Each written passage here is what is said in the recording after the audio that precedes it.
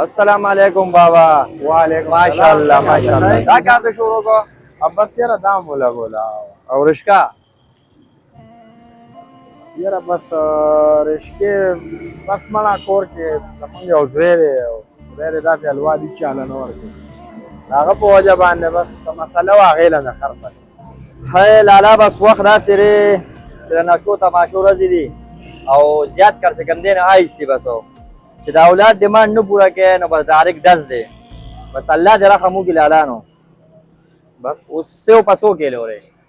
100 په 300 ورکوو دي شانه نو زه واچوې یو کیلو واچوه ځه الله دې بس رحم وکړي په ټولو باندې مړه دعا کوه چې الله پاک د مؤمن مسلمان له داسې حلوا ورنه کړي.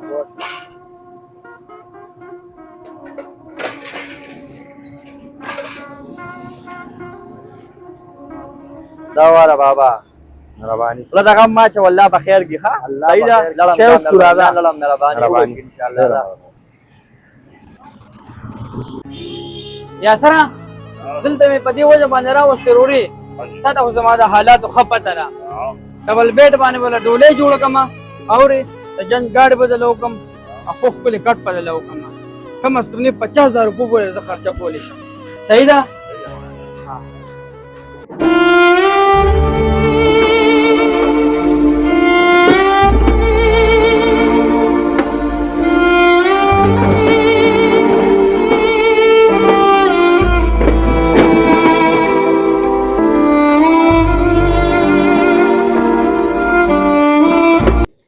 لالا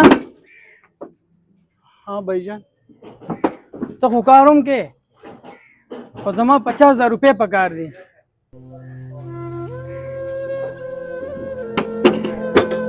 وسه پولا ته ولې نه پوهېږې ورورې دا جي خپله رکشه خرڅه کړه هغه ورځېدله موټر سایکل اخیستی مسلمانه دا وګوره مونږ هم پردې دیاړي کوو دا ته څه غواړې موټر سایکل وروسته خبره ده یاسر واده دی او هغې دپاره زما سامان اخلمه 50,000 روپۍ پکار دی. نو د یاسر واده دی سستا واده خو نه دی 2,000 ورکه 1,000 ورکه 1,500 ورکه چمګاونډ ستا د 50,000 روپو حیثیت شته مسلمانه زمونږ شته پلار دې شته چمګاونډ زه هغه ته سترګې نشم ښکته کولی.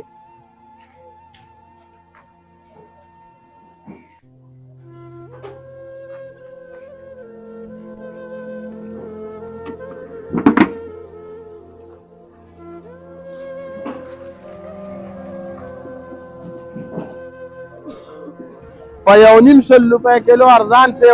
سیوان ارزان سیوان په 1.5 روپۍ کیلو سیوان ارزانه کابلي سیوانه. داجي هغې هلک خو بیا ملګویمه کړی دی وي د یاسر واده دی او ماله به 50,000 روپۍ راکوئ ماله خو بند نه راځي داجي داسې چل دی که نه نن ماسخوتن ده سره زه په خپله خبرې کوم ماښام د راشم کور ته که نه نو بس کې به نو خبرې به وکړو مال هم نور چل نه راځي په دې حال کې هم نه پرېږدی داجي